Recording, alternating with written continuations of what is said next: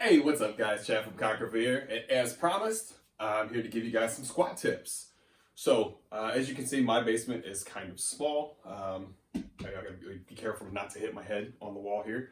But I've cleared out a little bit of room just to kind of go over some form tips for you guys. So, even though you're working at home, as a lot of us are, we still want to make sure that we are being as safe as possible, okay? So a lot of videos I'm seeing a lot of squat errors, guys. A lot of stuff that, might not hurt now, but eventually could lead to some pain and eventually some injury. So the first thing when we're doing a squat, guys, is our feet, okay? So right now I'm on a carpeted floor, so I've put my shoes on so I have a little bit more of a stable base. With the carpet, you'll find that it's a little bit squishy on your bare feet, so you might not have as much stability. So with the feet, the biggest tip I can give you is you shouldn't have your feet or the weight in your feet in your toes or your heel, okay? If we go into our toes, we're gonna kind of lead with our knees. If we go into our heel and we don't leave our toes on the floor, we kind of can fall back and lean backwards as we come down into that movement. So the term I like to use is kind of treat it like a eagle taking a fish out of water or any kind of bird taking a fish out of water. They're gonna use both their front talons and that rear talon. So when you're pushing down into the floor, push with both. Put the weight in your toes and in your heel so that the weight is right under the ankle, okay? That way when you descend, we're not gonna lead going into our knees or going into kind of one of these weird T-Rex motions, okay? So that's the first thing. Make sure your feet are firmly planted on the floor with the entire foot in contact and pressing through, okay? The next thing, with your knees should actually be behind your toes just slightly. So we just don't want the knees to come way over barreling in front because then we're just putting a whole lot of stress on the knee that we just don't need there. Okay, so as you come down, we're kind of gonna guide right down and then come back up. Your chest should stay up and elevated forward. So as you come down, we're not kind of rolling down into ourselves. You see this a lot, and what ends up happening is you end up pulling through your back a whole lot. That's just going to give you some low back pain. Again, a thing we do not need and we want to deter from. So as we come down, the eye line is also important. We want to keep the eyes going straight forward.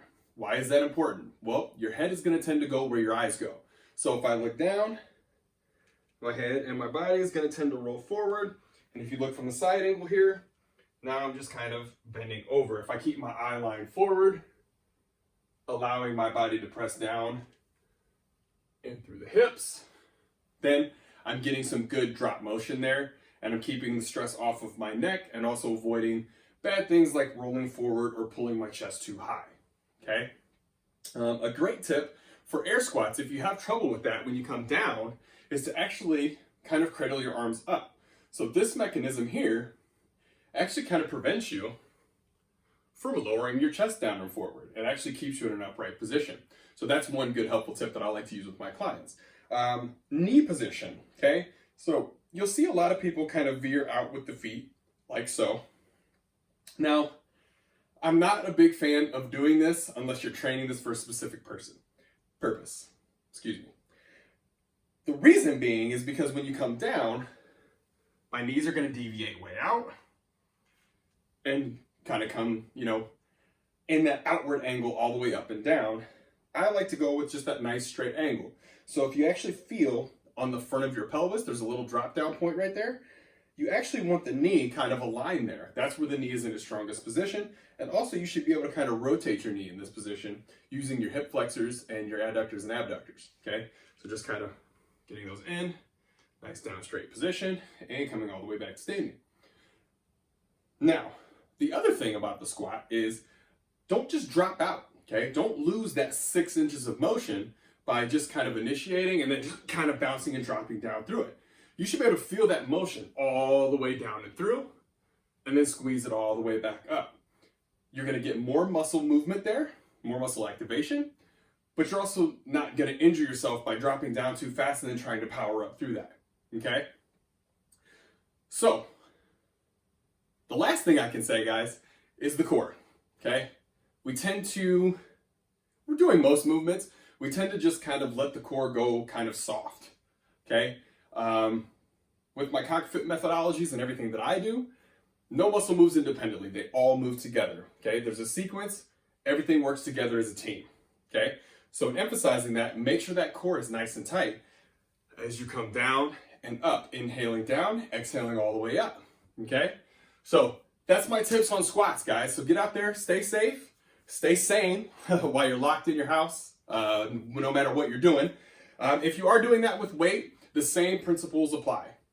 Don't have the weight pull you into a bad postural position, okay? It's only going, again, it might not hurt you now, but down the road, it might very well cause some problems, some pain, and some injury, okay? All things we want to avoid, okay? So stay tuned, guys. I will have some more stuff. I think I'm going to pop up to level 2 tomorrow and actually do a little bit more filming there and some more tips for you guys at home while we're still on lockdown. And again, we will be back to you as soon as possible, back in the gym, getting those gains. Stay tuned, guys. Thanks a lot.